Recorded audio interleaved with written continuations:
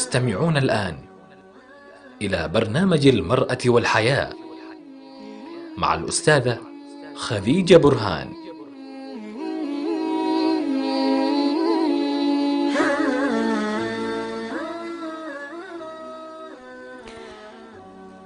السلام عليكم ورحمة الله وبركاته، مستمعي راديو السلام حول العالم أينما كنتم. يتجدد اللقاء بكم اليوم الثلاثاء في نفس الموعد مع موضوع مهم جدا، يعني من المواضيع دائما المهمة اللي دائما نتناولها بالنقاش والكلام. موضوع حلقة اليوم بعنوان اتخاذ القرار. لماذا ومن؟ لماذا نتخذ القرار ومن الذي يجب أن يتخذ القرار؟ في البداية خلوني أذكركم أنه باقي تقريبا ممكن يومين إذا ما خانتني الذاكرة على اقتراب اليوم الموعود الذي ننتظره نحن جميعا المسلمون، يوم عرفة. أسأل الله سبحانه وتعالى أن يبلغنا إياه، فجهزوا أدعيتكم وأمنياتكم من الله سبحانه وتعالى، جهزوها حقيقي. يعني إذا قدرتوا تكتبوا أمنياتكم وأدعيتكم وما تريدونه من الله سبحانه وتعالى اكتبوها عشان تتذكروا هذاك اليوم، مو يجي يوم عرفة وبعدين نجلس ندعي وننسى بعض الأدعية وتسقط. السلف الصالح كانوا دائما يعني يحذروا أو يذكروا أنفسهم بأدعية معينة لهذا اليوم فيها خير الدنيا والآخرة. والكثير منهم كان يقول ما خرج من بعد عرفة، يعني من بعد عرفة بعدها بكم يوم أو في سنة من بعد هذا الدعاء إلا وتحقق ما تمناه. فأسأل الله أن يتقبل دعاءنا وصالح عملنا. اتخاذ القرار. كم شخص مننا دائما يتخذ قرارات في حياته أو اتخذ قرارات خاطئة أو صحيحة بغض النظر يعني عن هذا الشيء. كم شخص مننا هو مسؤول عن اتخاذ القرارات؟ كم رجل، كم امرأة؟ كم واحد مننا اتخذ قرار خطأ وندم عليه؟ كم واحد مننا اتخذ قرار صحيح وإما فرح فيه وإما نسيه تماما هذا القرار، لأنه تأتي بعده قرارات أخرى كثيرة جدا. لما نحن نجي نفكر في موضوع القرار، إيش أهميته؟ كيف يتخذ ومين اللي لازم يتخذه وليش لازم نتخذ القرار؟ لازم نذكر أنفسنا أنه أكثر الناس الناجحين في الحياة، سواء الحياة المالية ولا الحياة الاجتماعية ولا في أي جانب من جوانب الحياة، سبب نجاحهم كان اتخاذ القرار. عرفوا تماما متى يتخذوا القرار المناسب للموقف اللي هم فيه ويستغلوه، فكان هذا أحد أسباب نجاحهم. طيب هل نحن ما نتعرض للموضوع ده؟ احنا كلنا نتعرض لاتخاذ القرار. في اليوم الواحد ممكن طول اليوم يمر علينا اليوم كله احنا في قرارات ننتبه لها، بعضها ما ننتبه لها. بعضها تكون قرارات صغيرة جدا لازم نتخذها، يعني نعطي فيها رأينا أو نتخذ فيها قرار، وبعض الأحداث تكون يعني كبيرة جدا تحتاج نحن نفكر فيها بهدوء. لكن الحقيقة أن احنا طول اليوم تمر علينا أحداث ومواقف بسيطة كبيرة متوسطة، أيش ما تكون تستلزم منا اتخاذ القرار. لو بدأنا من أول النهار، مجرد أني أنا أعاير المنبه على ساعة معينة وأستيقظ، هذا قرار خلاص. يعني شيء بسيط، يعني هذا شيء من البسيط. ممكن الواحد كل يوم يقوم في نفس التوقيت، هذا قرار. الدليل أنه قرار إيش هو؟ أنه غيرك مثلا ما قرر يقوم في هذا الوقت، يقوم في وقت ثاني، فبالتالي أنت قرارك تستيقظ في هذا الوقت. لما تحافظ على رتم أو روتين معين صباحي، كل صباح تسوي نفس الشيء، هذا قرار. في البداية كان قرار، بعدين صار روتين، أنت بتحافظ على قرارك فقط أو أنت بتحافظي على قرارك فقط. أسلوب حياتكم اللي أنتوا تعيشوا فيه هذا قرار، ما هو شيء عشوائي. اليوم أختار إيش ألبس، هذا قرار. اليوم إيش راح أطبخ مثلا لربات البيوت، قرار. ما راح يكون عشوائي والله افتح الثلاجة وإيش ما هو موجود أطبخ، حتى هذا كمان قرار. لأنه لازم يكون إنسان لازم يقرر شيء، لازم يقرر في أمر ما الذي سوف يفعله فيه. فإذا جينا سألنا أنفسنا هذه السلوكيات أو هذا اتخاذ القرار، هل هو شيء مكتسب ولا هو مهارة أو ولا شيء موجود عند الإنسان؟ هو موجود عند الإنسان بشكل طبيعي، لكن مع الوقت يكتسب فيه مهارات وبعد آخر في اتخاذ القرارات ونوعية القرارات اللي يبث فيها. طيب لو قلنا نبغى نعرف إيش معنى قرار، اتخاذ القرار، هو ببساطة هو عملية اختيار بين أمرين، تختار شيء إما أفعل أو أترك. الفعل والترك هذا طبعا أني أقوم بهذا العمل أو لا أقوم فيه، هذا هو شكل من أشكال اتخاذ القرار، وهذا التعريف البسيط جدا اللي احنا نقدر نطرحه بحيث يقدر يفهمه الناس بشكل كبير. لأنه احنا دائما نستخدم مصطلح اتخاذ القرار في الأعمال الكبيرة، اتخاذ القرار في الشركات، اتخاذ القرار في مسائل مصيرية حياة وموت. حقيقة هو مو كده. في مسائل مصيرية ولا مسائل صغيرة جدا احنا بنتخذ قرارات فيها. طيب إذا نتفق تماما كلنا على هذا التعريف أنه هو الاختيار بين شيئين، اختيار ناجح. طبعا احنا نميل أن احنا نقول عليه الاختيار الناجح بين شيئين. وأنا أقول لكم التعريف هذا جاء في بالي حديث النبي صلى الله عليه وسلم، أن النبي صلى الله عليه وسلم ما خير بين أمرين إلا اختار أيسرهما ما لم يكن فيه إثم.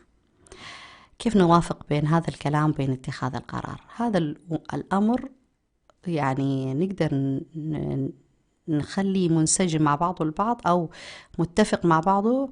نحن نفهم إيش معنى الحديث. في آخر الحديث قال ما لم يكن بينهما فيه إثم، يعني الاختيار النبي صلى الله عليه وسلم هو واقع بين أمرين صالحين، بين خيرين، فاختار أحد الخيرين اللي هو سهل إنه يقوم فيه. هذا هو معنى الحديث. فلا أحد يخلط أو يخربط ويتخذ هذا الحديث ذريعة في اتخاذ قرارات معينة بناء على هذا الحديث ويكون القرار اللي اتخذه خاطئ تماما. طيب القرارات اللي احنا نتخذها في الحياة كيف نتخذها؟ هل نتخذها بناء على العادات التقاليد، بناء على النظام الموجود في البلد اللي أنا أعيش فيه، بناء على التربية اللي تلقيتها، بناء على حدسي اللي هو حاستي الداخلية أو حديث قلبي، بناء على العقل والمنطق والأدلة والبراهين اللي تكون موجودة أمامي، بناء على ثقافتي، بناء على شهادتي، بناء على ديني اللي أنا أعتنقه اللي هو دين الإسلام. بناء على إيش يتم اختيار أو اتخاذ القرار؟ أول شيء لازم نعرف إنه إحنا اتخاذ القرار يعني يحتاج له شيئين.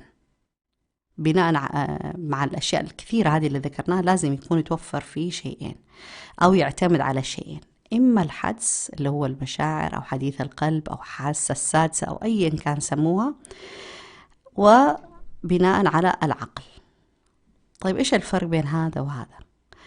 المشاعر، حديث القلب، الحاسة السادسة، معناها هذا الشيء يعني يعتمد أكثر على الشعور، المشاعر اللي يشعر فيها الإنسان في اتخاذ القرار. ممكن يحدث أمر إنسان ما يشعر بارتياح لأنه يخوض فيه أو يوافق عليه أو يمضي فيه، أو يشعر بارتياح تماما لما هو يبغى يقوم باتخاذ قرار إيجابي تجاه هذا الأمر.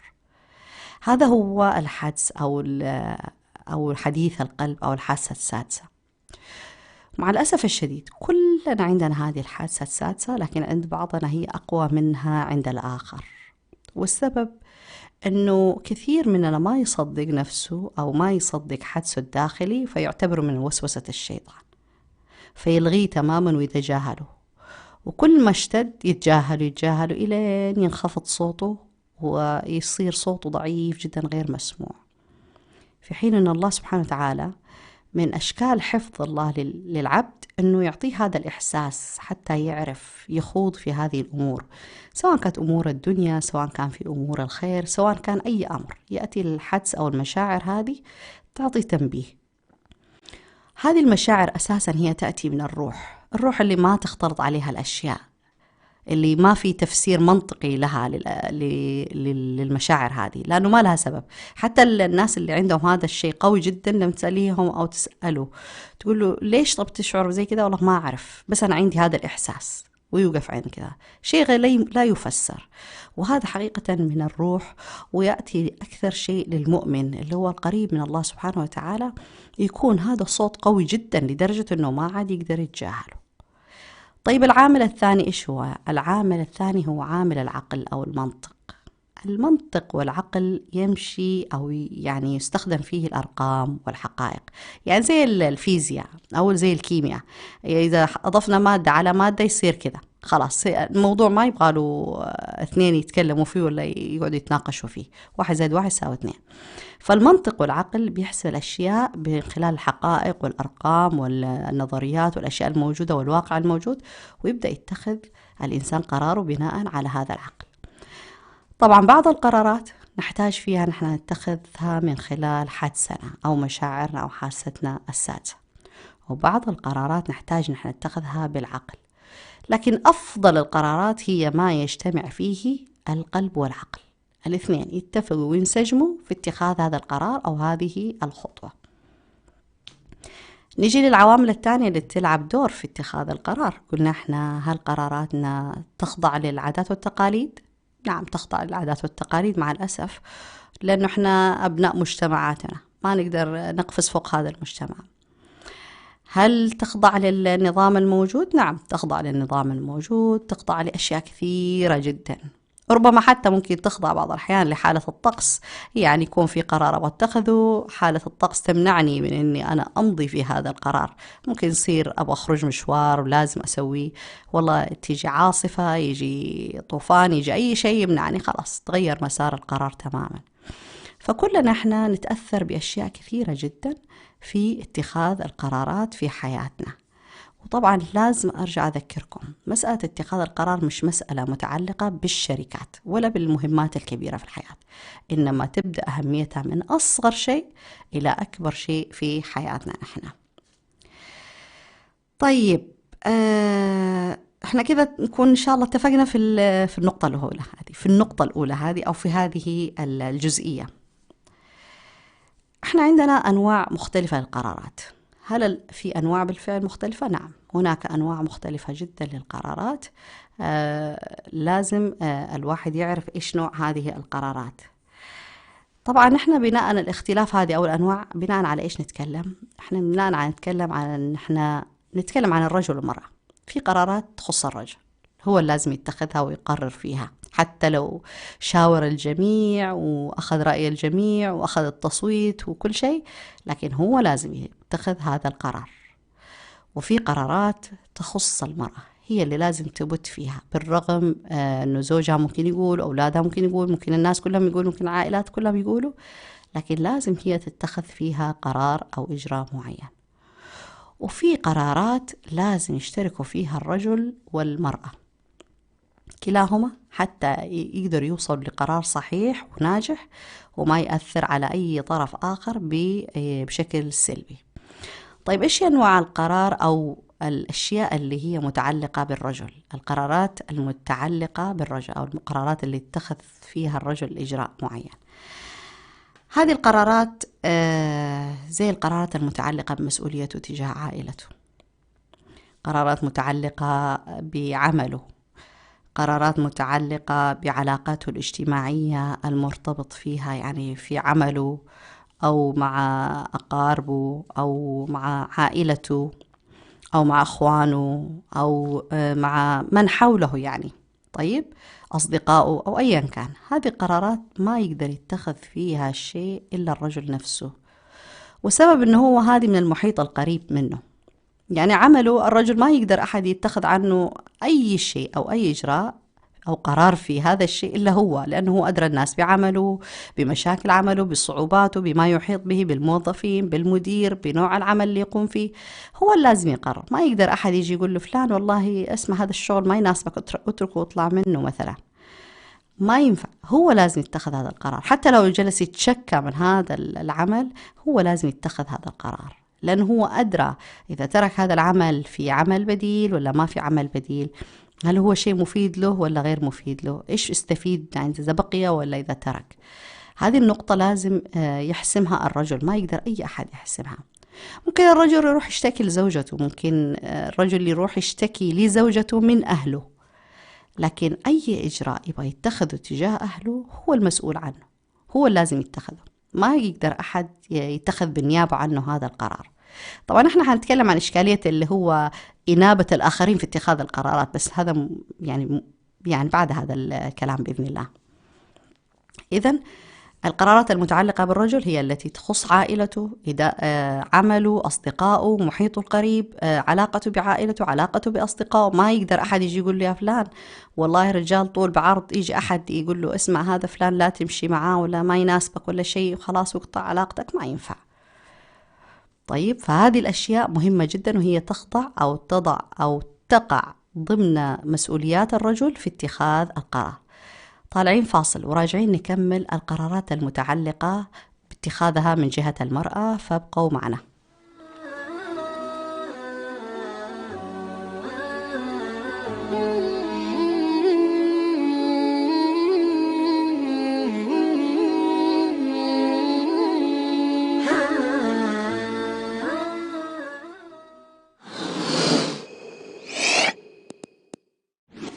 بسم الله الرحمن الرحيم. السلام عليكم ورحمة الله وبركاته. لقد فطر الله عباده على حب التقرب إليه بالقرابين. قال تعالى: ولكل أمة جعلنا منسكا ليذكروا اسم الله على ما رزقهم من بهيمة الأنعام.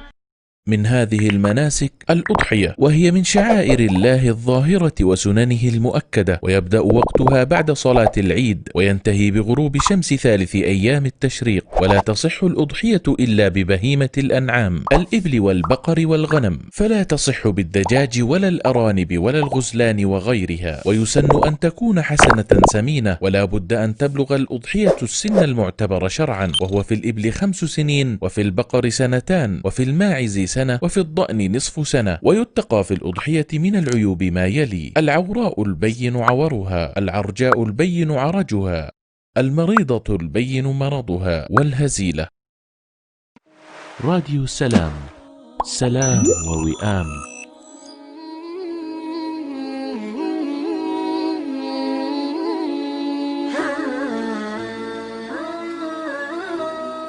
تستمعون الآن إلى برنامج المرأة والحياة مع الأستاذة خديجة برهان.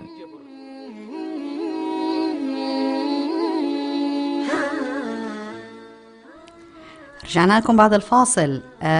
كنا بنتكلم عن القرارات الخاصة بالمرأة، أو القرارات التي يجب أن تتخذها المرأة. زي إيش هذه القرارات؟ طبعا القرارات الخاصة بإدارة المنزل، هذه قرارات ما حد يقدر يعني يتخذ فيها إجراء إلا المرأة فقط.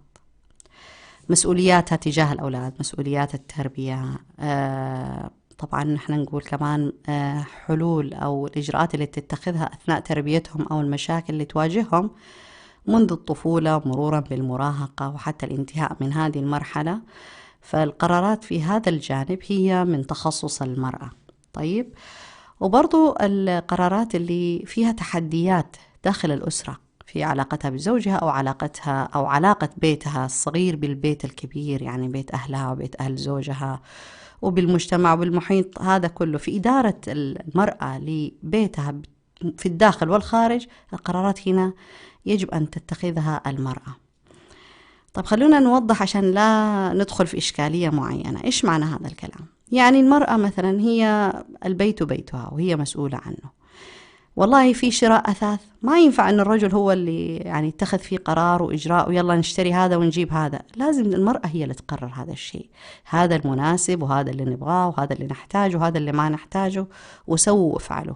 ليش؟ لأنه هي هذا البيت هي تديره. فمعنى أن هي تديره معناها هي محتاجة الأدوات التي تساعدها في إدارة هذا البيت، أو الأثاث اللي يساعدها بالكيفية اللي هي تدركها وتفهمها. فهذا الشيء ما يقدر يعرف الرجل ممكن يشتري الأثاث ويحطه خلاص، لكن هذا الأثاث ممكن يكون سبب نكد يومي بالنسبة للمرأة. ليش؟ عملية تحريك وتنظيف ومش عارف إيش. فإحنا قلنا أنه القرار في أبسط الأشياء يبدأ. فهذا الأثاث المفروض يكون مصدر سعادة لها ولأهل بيتها، لكنها دائما لما تنظر تقول أنا ما كنت أبغى أشتري هذا الشيء، لكن زوجي الله يسامحه هو اللي فرض علي أو اتخذ هذا القرار بالنيابة عني. كمان سلبها يكون بهذا الشكل يعني حريتها وسعادتها في اتخاذ إجراء بسيط جدا. طيب، في إدارة البيت لما نقول كمان زي إيش؟ الأولاد ونظام البيت داخل البيت. الأم مثلا أو المرأة المتزوجة تبغى تسوي نظام في بيتها، الساعة كام يناموا الأبناء، الساعة كام يقوموا، إيش يسووا إيش ما يسووا، هذا قرار هي تتخذه. ما ينفع الرجل هي تتخذ القرار يقول لا أنا كلمتي تمشي ولا قراري يمشي وخلاص ومعليش يعني هذا كله يسبب إيش؟ أنه يصير في حالة فوضى، فلا الجميع مرتاح ولا الجميع سعيد. طيب، فهذا عملية إدارة البيت بما يحتويه من كل شيء هو من تخصص المرأة. المرأة هي اللي تقرر ميزانية البيت، مشتريات البيت، مين اللي يضبطها؟ ليس الرجل، المرأة اللي تضبط هذا الشيء. مهما جاب الرجل بس المرأة اللي تضبط هذا الشيء. ممكن نقول على سبيل الطرف حتى الأكل، يعني إذا المرأة قررت تأكلكم اليوم مثلا، تطبخ اليوم أكلة معينة، خلاص هذا قرارها، مجبور أهل البيت يعني يمشوا عليه إذا كان يناسبهم طبعا، يعني لأنه الخروج عن هذا كمان مشكلة ثانية. فإذا القرارات هذه المتعلقة داخل البيت هي من تخصص المرأة. المرأة لها دور مهم جدا في ربط عائلتها بأهلها، بأهل زوجها، بالجيران، بالمجتمع كله، وهي أقدر الناس إنه تعرف درجة القرب هذه قد إيش هي مفيدة وقد إيش إنه نبتعد كمان مفيد. فهي اللي تحسم هذا الموضوع. الزيارات العائلية، والله مناسب نحن نزورهم، مناسب إنهم يزورونا، هي اللي تقرر هذه الأشياء. ليش؟ لأنه هذا يقع ضمن صلاحياتها. إذا الرجل بدأ يتدخل هنا يصير في يعني يصير في دائما مشاكل وتصادم غير مبرر، لأنه هو مو اختصاصه هنا، ما هو اختصاصه والله الجيران جو وأهله زاروا وأمها جاتها وراحت عند أختها وراحوا السوق، هذا مش شغله أساسا، هذا كله شغل المرأة أو شغل النساء.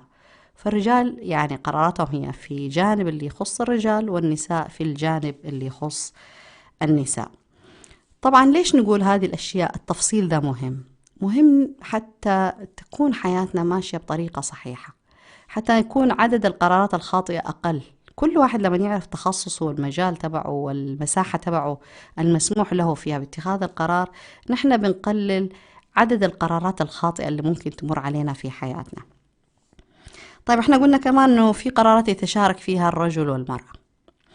القرارات اللي تشارك فيها الرجل والمرأة هي نوع القرارات اللي تمس الأسرة والأبناء، تمسهم من قريب أو من بعيد، سواء كانت هذه القرارات متعلقة بدراسة الأبناء، يدرسوا ما يدرسوا في أي مدارس، يدرسوا في أي تخصصات، إيش الأنسب وإيش مش يعني الغير أنسب، وفين ممكن نحطهم فين ما نحطهم. هذه الأشياء يتشارك فيها الرجل والمرأة ويتناقشوا فيها للوصول للقرار المناسب والقرار السليم، بدون ما يفرض الرجل أو الأب قراره هذا ويقول لا خلاص أنا أبغى بنتي ولا ولدي يدرس هنا ويدرس التخصص الفلاني، والأم مسكينة يعني ما هي قادرة تسوي شيء، أو تفرض الأم مثلا كلامها وتجبرهم عليه، لأنه هنا الخاسر الوحيد هم الأبناء، وهم كمان معهم خاسرين بسبب أنه حيصير في دائما عملية تصادم.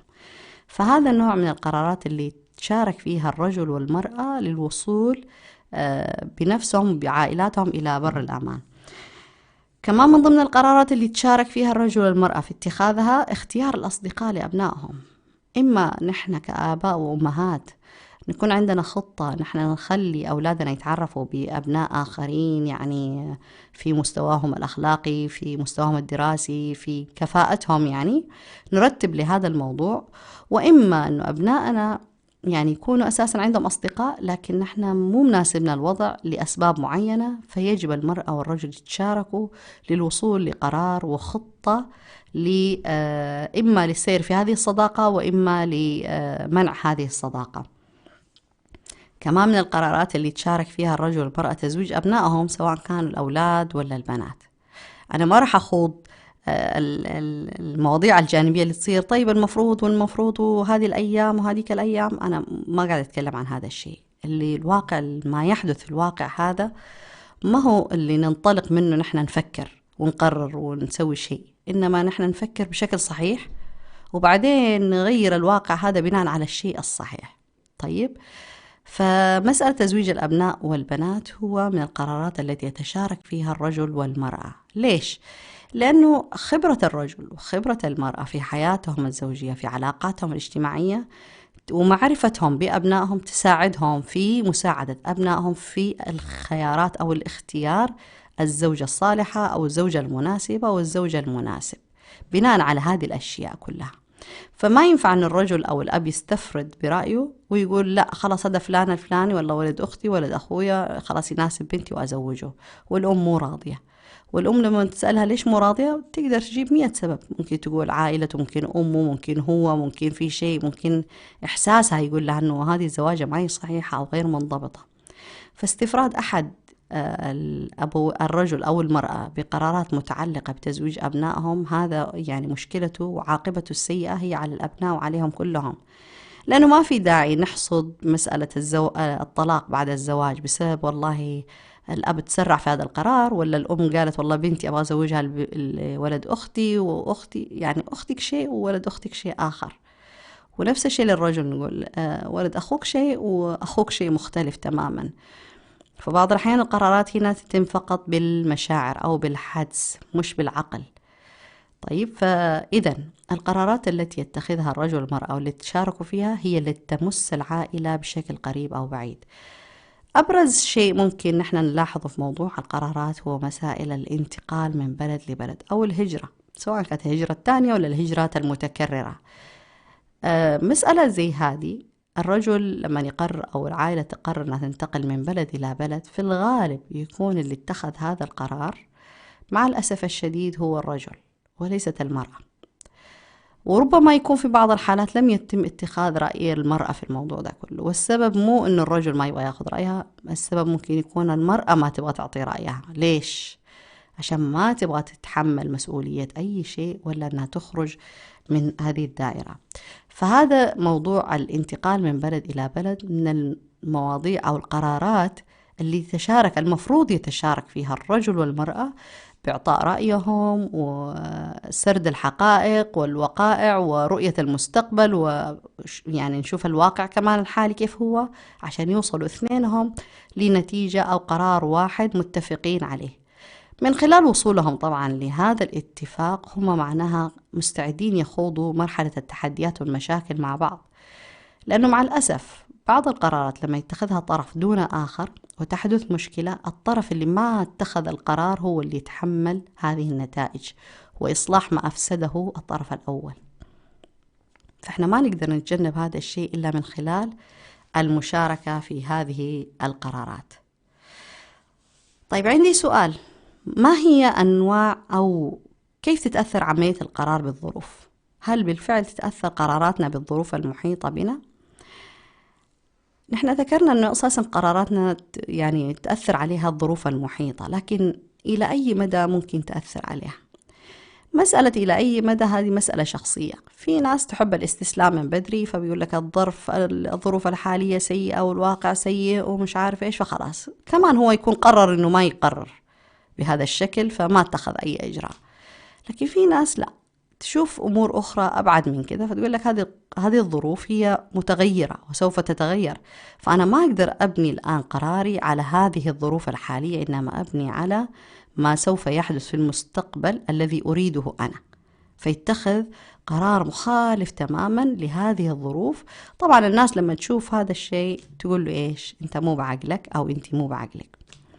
طبعا هذا إذا قال لهم كذا يعني المفروض يفرحوا. ليش؟ لأنه كذا هم اتخذوا قرار صحيح. هذا واحد. الشيء الثاني أنه إذا كانت كل الأشياء أو الدراسة اللي سووها لاتخاذ هذا القرار هي صحيحة 100% بالعقل بالمنطق بالإحساس بكل شيء، ما عدا الظروف فقط لا تساعد على هذا الشيء، لازم يكونوا يعني سعداء جدا بهذه الكلمات. لأنه النبي صلى الله عليه وآله وسلم لما جاء برسالة الإسلام هو جاء خلاف الموجود، خلاف الواقع، خلاف ما كانت عليه الدنيا، وبالتالي يعني اتهم في عقله. في الغالب الناس اللي عندهم قرارات مصيرية وقرارات فيها تغيير للواقع اللي هم يعيشوا فيه ولوضعهم ولحالهم لازم يوصفوا ويصنفوا إنه ما عندهم عقل. ليش؟ لأنه هذا خلاف المجتمع وخلاف الواقع الحالي. فبالتالي الظروف ممكن تأثر، لكن تأثر في إن احنا نفكر فقط في كيف نصوغ قرارنا بشكل سليم حتى نقدر نطبقه وننزله على الواقع. ما كمان نحن لما نتخذ قرارات بلاش نتخذ قرارات مرة خيالية، لازم نكون عندنا حدث وإحنا جامعين المعلومات عنه ودارسين الموضوع مضبوط، ونختار الخيار الصحيح أو القرار الصحيح الذي نريده ونتوكل على الله. هنا مهم جدا مسألة التوكل على الله. فإذا الظروف المختلفة تأثر على اتخاذ القرار، لكن هي ما تخلي الإنسان يتزحزح عن قراره الذي يريده. طالعين فاصل لكم، وبعد الفاصل رح نتكلم عن اللي هو موضوع من اللي يخاف من اتخاذ القرار، الرجل ولا المرأة، وهل صحيح أن الرجال يخافوا من اتخاذ القرارات ولا لا؟ فاصل وراجعين لكم.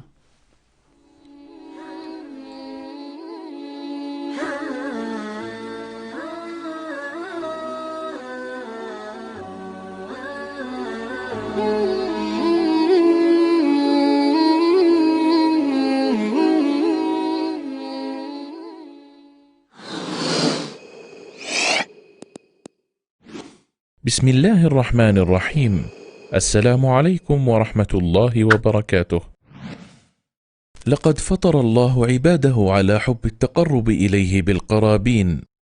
قال تعالى: ولكل أمة جعلنا منسكا ليذكروا اسم الله على ما رزقهم من بهيمة الأنعام.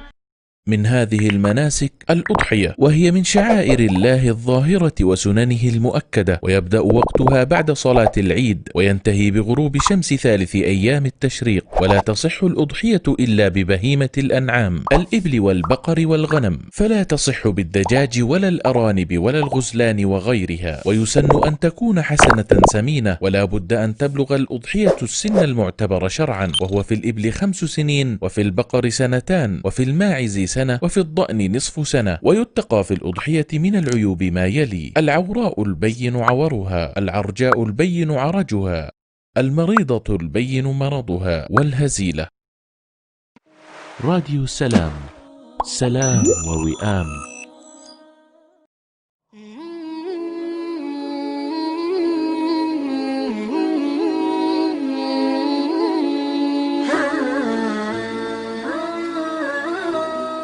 تستمعون الآن إلى برنامج المرأة والحياة مع الأستاذة خديجة برهان.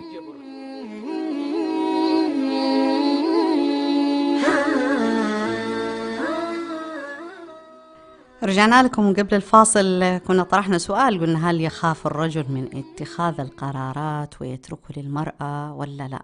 مين الأقوى، المرأة ولا الرجل في اتخاذ القرار؟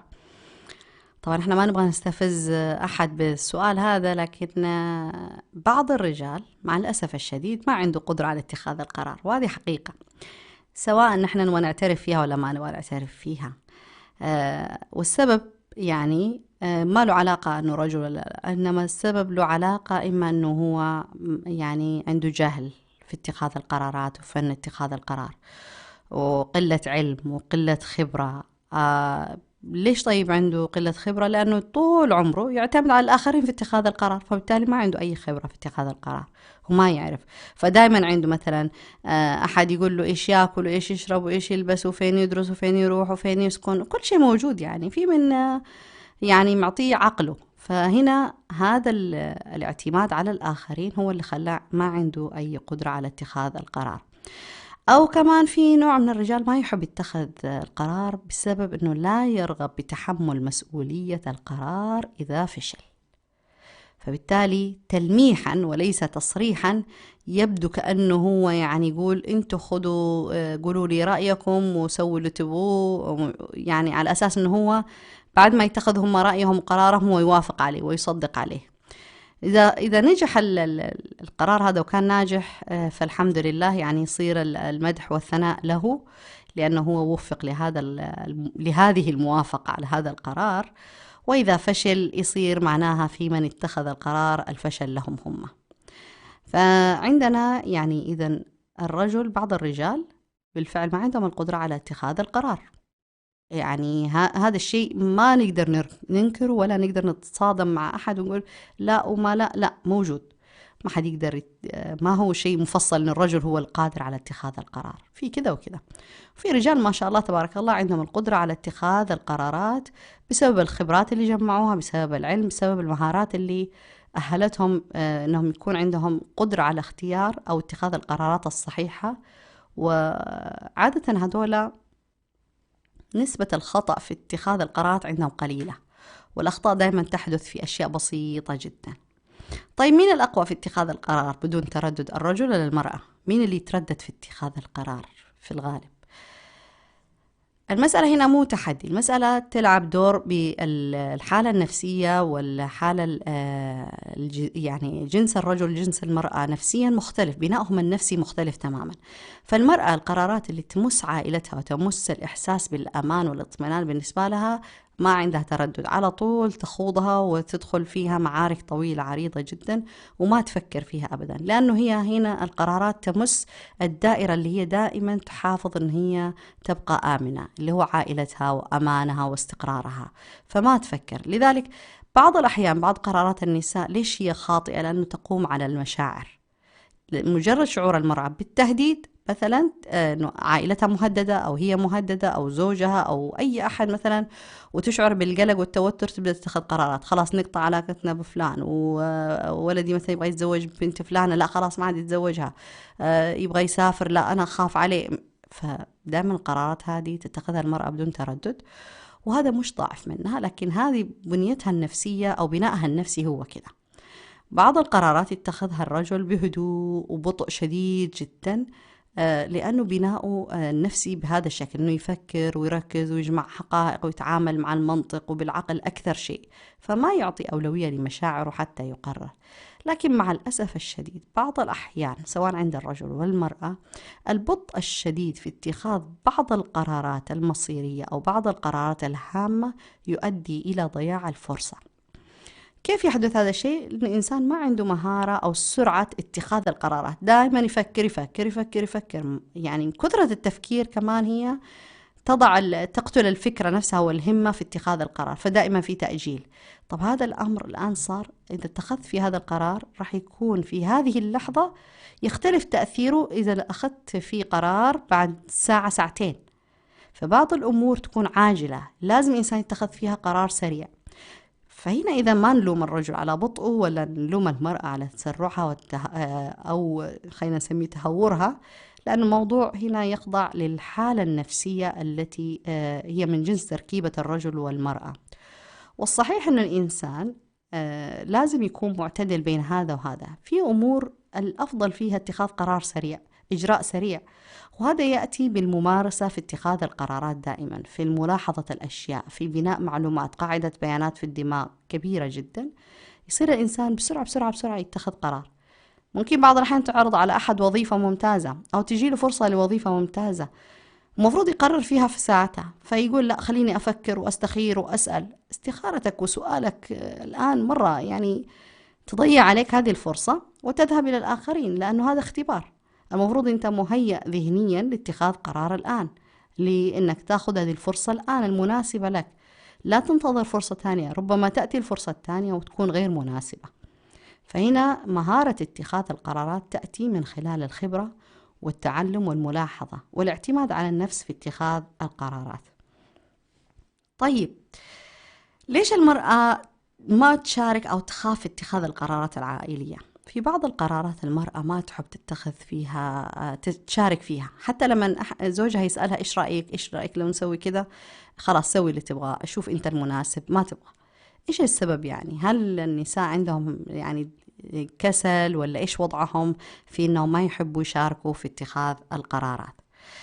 هنا إحنا نقول إنه المرأة عادة أو المرأة بصفة عامة تميل إنها ما تخرج من دائرة الراحة دائما يعني، وممكن هذا شيء فطري فيها حتى تقدر تحافظ على كيان الأسرة واستقرارها. فالمرأة ما تحب تخرج عن المألوف، والله أنا متعودة على هذا الحي، على هذا البيت، على هذا الشارع، على هذول الناس، خلاص ما أبغى أتخذ قرارني أنا أخرج من هذه البيئة. لذلك المرأة ما تشارك في هذه القرارات اللي فيها خروج عن المألوف. حتى كثير مثلا من النساء مثلا ما تحب تجرب تكون علاقات اجتماعية مع من يعني يكونوا من غير جنسيتها وتتعمق معهم في العلاقة. ليش؟ لأنه تقول ما أشعر بالراحة، ما أشعر، أحب أنا أكون مع بني جنسي أو من جنسيتي أو من قبيلتي، أو أحب أكون في عائلتي. أو حتى بعضهم يعني تكون متطرفة جدا، تقول والله ما أبغى أتزوج إلا من أهلي وعائلتي، خلاص أعرفهم يعرفوني. فدائرة الأمان عند المرأة مهمة جدا، وعدم ورغبة المرأة أو خوف المرأة من الخروج منها يمنعها في اتخاذ قرارات. حتى أنه بعضهم ونعرفهم نحن أنه يتخذ أهلهم عنهم قرارات مصيرية، يعني إيش تبغى تدرس، إيش تبغى تدرسي، والله مو مهم، أبويا يقرر لي إيش هدرس أنا أدرس، إيش تبغى تشتغلي مو مهم، إذا أي شغل أحصله ممكن، خلاص ما في يعني انهزامية وتراجع بشكل قوي جدا. طيب بعض الأحيان تكون المرأة كمان ما تشعر بالثقة في نفسها، أن هي قادرة أساسا على اتخاذ القرار، ثقتها بنفسها مهزوزة أو غير موجودة أو منعدمة تماما. والسبب أنه ممكن تربت أنه ما لها كلمة وكلامها مو مسموع ورأيها مو مهم ومهمشة، فهي صدقت أنه تماما أنه ما عندها رأي ولا كلمتها مسموعة ولا له قيمة أساسا، فبالتالي ليش تتعب نفسها وتفكر وتربط الأحداث والحقائق مع بعضهم للوصول لنتيجة وقرار ممكن تقول لهم إياه. وبعضهم ممكن تكون قليلة خبرة أو قليلة تعلم، زي ما قلنا، زي ما في الرجال من هم ما يتخذوا القرارات بسبب قلة الخبرة أو قلة التعلم أو قلة العلم، كمان في النساء من هي بهذا الشكل، فبالتالي تكون اتكالية تماما على من حولها، يعني على مبدأ يفصلوا لها وهي تلبس، ما تقول ولا شيء ولا تعترض. ليش؟ لأنه هم الذين يعرفون صالحها وما ينفعها وبهذا الشكل. وبعضهم عندهم حالة كسل، ما يبوا يفكروا أساسا، فأحسن شيء سووا اللي تبوه وأنا معاكم. طيب تعالي نبغى نروح نتمشى، إيش رأيك نروح هنا ولا هنا؟ هذا قرار، أي مكان أي مكان مو مهم يعني فين نروح. فدايما في حالة تراجع، فالمرأة دايما تصدق ما يقال لها أنه هي ما تقدر تسوي شيء، وهذا مع الأسف أساس البلاء، في حين أن الرجل والمرأة كلهم يعني عندهم القدرة في اتخاذ القرارات الكبيرة جدا. أعظم قرار ممكن نحن اتخذناه، إذا كنا اتخذناه يعني عن قناعة ويقين نحن يعني نكون أشخاص مسلمين، هذا أعظم قرار إنه إحنا نكون أشخاص مسلمين. هذا يؤثر تماما على حياتنا وعلى واقعنا وعلى مقياس عملنا وعلى رغبتنا دائما في التطور والنضج والنمو والتغيير وإحداث التغيير في الأرض. هذا من أعظم القرارات اللي ما ننتبه لها دائما. إحنا قلنا إنه موضوع القرار هذا موضوع مهم وموضوع روتيني، وبس مع الأسف ما حد ينتبه أبدا إنه نحن كل يوم من أول ما نفتح عيننا إلين ننام وإحنا نعيش في قرارات كثيرة جدا نتخذها بشكل روتيني، وما ننتبه إن إحنا نتعلم من خلال هذه القرارات سواء كانت صحيحة أو خاطئة. بعضنا ممكن يقول أنا اتخذت قرارات خاطئة كثيرة في حياتي. طيب نحن نقول له ممتاز، القرارات الخاطئة تعلمك تماما كيف الآن تتخذ القرارات الصحيحة، لأنه دائما القاعدة أنه الشيء بالشيء يعني يتعلم الإنسان بالخلافه يعني. فالخطأ يعلمنا كيف يكون شكل الصواب، الإخفاق دائما يعلمنا كيف يكون شكل النجاح، الأبيض يعرفنا تماما كيف شكل الأسود. فبعض الأحيان القرارات الخاطئة هي تعتبر عنصر قوة في الشخص في بناء مهاراته وتطوير مهاراته في اتخاذ القرار. وما في داعي نحن نقول يعني كثير مثلا أسمع عن هذا الكلام إنه اتأخر الوقت على اتخاذ هذا القرار. ما في شيء اسمه اتأخر الوقت، طالما نحن في الحياة الدنيا وما زلنا أحياء معناها الوقت مناسب جدا في إن احنا نتخذ قرارات يوميا نغير فيها حالنا وواقعنا وظروفنا. أتمنى يكون بهذا الموضوع على ما عرضنا وقدمناه بهذا الشكل أعطى فرصة لمراجعة أنفسنا في مسائل القرارات واتخاذ القرارات وتبني القرارات، وخاصة القرارات التي فيها تغيير. كل عام وأنتم بخير. كنت أنا معكم خديجة برهان، ألتقيكم بحول الله تعالى في نفس الموعد في نفس اليوم الأسبوع القادم في موضوع جديد. أترككم في حفظ الله ورعايته، في أمان الله. علقت أحلامنا نجم الثريا، هيا قم ولندرك العلي سويا. همة تعد ولا يعد عليها، كيف لا والمجد يا مجد إليها. همة تعد ولا يعد عليها، كيف لا والمجد يا مجد إليها. هيا بالعزم نعيد اليوم مجدا، إن أردنا للهوى والجهل حدا. هيا بالعزم نعيد اليوم مجدا، إن أردنا للهوى والجهل حدا. إن أردنا للهوى والجهل حدا. سر بنا نحو العلا والمجد، إنا أمة العلم وسل إن شئت عنا، سر بنا نحو العلا والمجد إنا. أمة العلم وسل إن شئت عنا، علقت أحلامنا نجم الثريا، هيا قم ولندرك العلي سويا. علقت أحلامنا نجم الثريا، هيا قم ولندرك العلي سويا. أين أنت أيها الجيل الطموح؟ أين أنت أيها البر النصوح؟ أين أنت أيها الجيل الطموح؟ أين أنت أيها البر النصوح؟ إننا